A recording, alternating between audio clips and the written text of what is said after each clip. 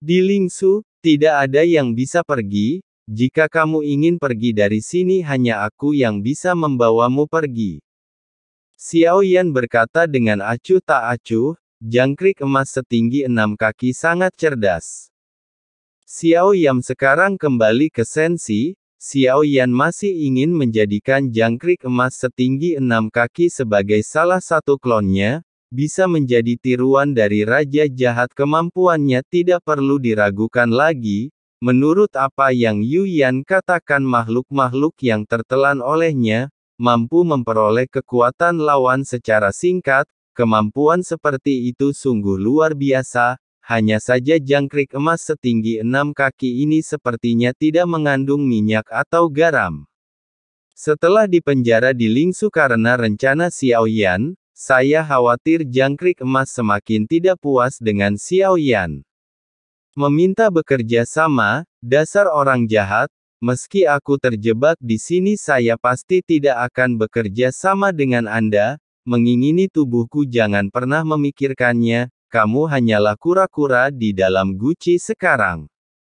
Tidak apa-apa jika Anda tidak mau bekerja sama, tidak peduli apa artinya, aku akan menggunakan kekuatan merebut tubuh untuk mengikismu secara perlahan. Melihat jangkrik emas setinggi 6 kaki itu begitu tangguh, Xiao Yan sedikit mengangkat sudut mulutnya. Karena terlalu lembut, datanglah dengan keras, jangkrik emas 6 kaki sebenarnya sangat takut pada Xiao Yan sejak awal. Lagi pula, setelah lepas dari kendali Tuan Jahat, menghabiskan waktu bertahun-tahun yang tak terhitung jumlahnya itu baru saja melahirkan kebijaksanaan. Jadi secara tidak sadar Tuan Jahat masih menjadi yang utama, masih merasa takut, ini tidak mungkin terjadi, tubuhku diambil olehmu. Mengapa masih agresif? Jangkrik emas setinggi 6 kaki jelas masih sangat ketakutan. Mungkin saya memiliki kepercayaan diri sebelumnya, tapi setelah dipenjara di reruntuhan spiritual ini, jangkrik emas mencoba segalanya. Tidak ada cara untuk pergi dari sini. Menurut apa yang dikatakan Xiao Yan, jangkrik emas takut tubuhnya diambil Xiao Yan, dan dari jiwa terhapus lagi, bekerja sama denganku, tubuhmu untuk sementara berada di bawah kendaliku. Mulai sekarang aku akan membebaskanmu. Mengapa tidak melakukannya? Xiao Yan secara alami melihat ketakutan terhadap jangkrik emas setinggi 6 kaki. Sekarang kita hanya bisa menggunakan rasa takut di hati jangkrik emas setinggi 6 kaki. Hanya dengan begitu dia bisa mengubahnya menjadi tiruan sebenarnya. Ingin mempertahankan jiwa jangkrik emas setinggi 6 kaki ini bukanlah hal yang baik untuk Xiao Yan.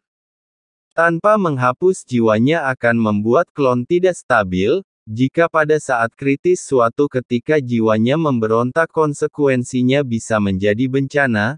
Tetapi jika jangkrik emas setinggi 6 kaki itu diambil secara paksa, akan sulit bagi Xiao Yan untuk berhasil. Jangkrik emas setinggi 6 kaki ini tidaklah lemah. Pada dasarnya kekuatannya dapat disimpulkan setidaknya adalah keabadian seorang dewa.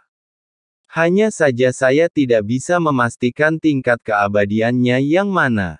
Meskipun saya telah menembus langkah ke-9 dari keabadian Kaisar, namun, masih ada kesenjangan besar antara hal itu dan keabadian Tuhan.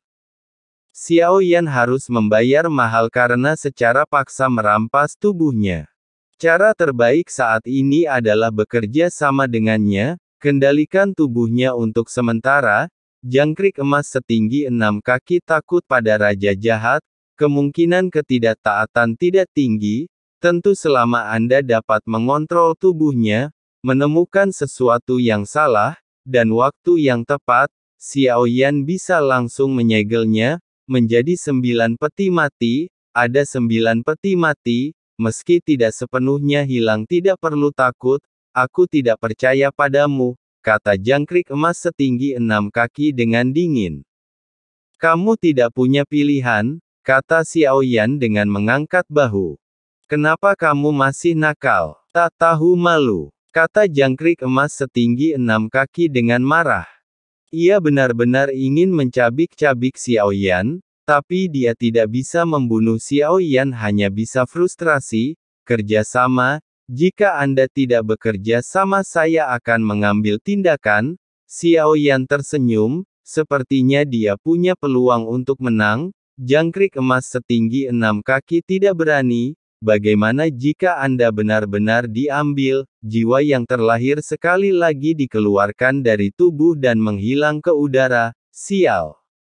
Biarpun kita bekerja sama, juga harus ada tenggat waktunya. Siapa tahu Anda akan berubah pikiran di tengah jalan. Jangkrik emas setinggi 6 kaki mengertakkan gigi, terlalu berisik mau atau tidak. Xiaoyan mengerutkan kening. Itu sulit.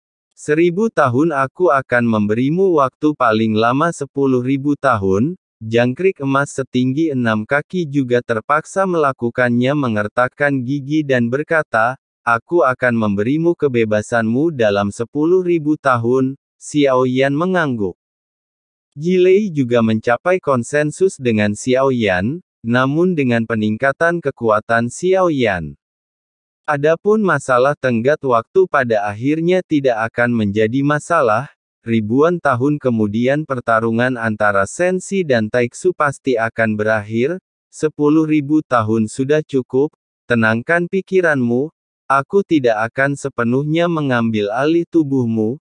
Selama periode ini, kamu di bawah kendali saya. Jika Anda memiliki pikiran yang tidak patuh, aku akan sepenuhnya menghapus jiwamu dari tubuhmu. Xiaoyan juga mengatakan hal-hal buruk terlebih dahulu. Biarkan jangkrik emas setinggi 6 kaki melepaskan pemikiran seperti itu.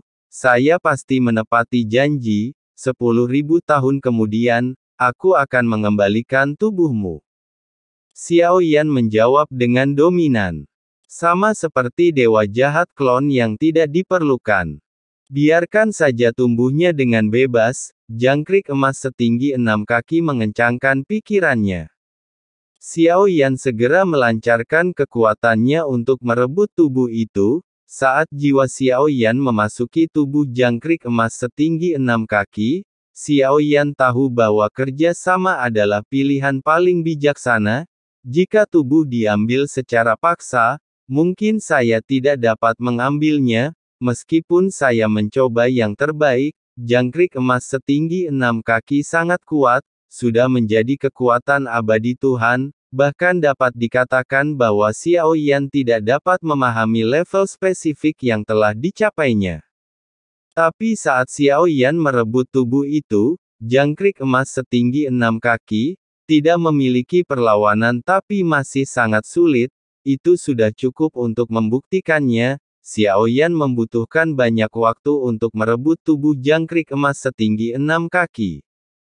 Hanya menempati setengahnya, tapi Xiaoyan masih tidak mengkhawatirkannya, terus menempati tubuh mencapai 80%, saya baru saja menyisakan ruang untuk jangkrik emas setinggi 6 kaki, jangkrik emas setinggi 6 kaki menutup matanya saat ini. Ketika dibuka kembali cahaya berbeda muncul di mata hitam itu. Sekarang tubuh ini milik Xiaoyan, tambahkan klon kuat lainnya untuk memasuki pertempuran, ini penting segera. Sosok jangkrik emas setinggi 6 kaki menghilang ke dalam reruntuhan roh. Xiaoyan menyegelnya di 9 peti mati, keduanya mau keluar. Xiaoyan melihat larva darah raksasa dan paha Daji. Keduanya saat ini bersembunyi di samping di luar Lingsu. Mungkin mereka tidak takut pada Xiaoyan di sini, tapi di sini adalah rumah Xiaoyan. Mereka tidak berani melakukan kesalahan. Keduanya diam di samping tidak berbicara. Dia bahkan tidak melihat ke arah Xiaoyan. Saya tidak tahu tubuh Daji itu apa. Bau yang sangat berbeda bukan berarti mereka berasal dari tubuh yang sama. Setelah mendapatkan jangkrik emas setinggi 6 kaki sebagai tiruan, Xiaoyan mundur dari pagoda Zichen Suling. Ada sesuatu yang bisa dipelajari kali ini. Xiaoyan membalikkan telapak tangannya, dia mengeluarkan bendera penekan jiwa, dan mengibarkannya dengan keras di udara. Sesosok tubuh berwarna putih muncul. Sosok ini tidak lain adalah Ding Mo, yang dipercayakan Dewa Jiuyang untuk ditemukannya. Ding Mo, apakah tuanmu Hua Ken? Xiao Yan bertanya dengan sadar namun tidak mungkin untuk memastikannya. Apakah hal ini benar adanya? Mata Xiao Yan langsung tertuju pada pria berjubah putih. Dari fitur wajahnya yang agak kaku padahal dia berpura-pura terlihat seperti manusia. Tapi Anda masih bisa melihatnya, benda ini sama sekali bukan manusia, Tuan. Saya tidak memiliki tuan. Suara Din Mo menjadi lebih dalam kemudian menjadi sedikit gila. Xiao Yan sedikit mengernyit melihat Din Mo ini, jelas tidak sesederhana roh pedang seperti yang dikatakan Hua Ken. Apakah kamu mengenali pedang ini? Xiao Yan mengeluarkan pedang Dongji dari batu gioknya lagi. Saat pedang ini muncul lalu dia menikam ke arah Din Mo, namun sebelum menusuknya, Xiao Yan mengendalikannya. Pedang ini ditarik digantung di depan Din Mo.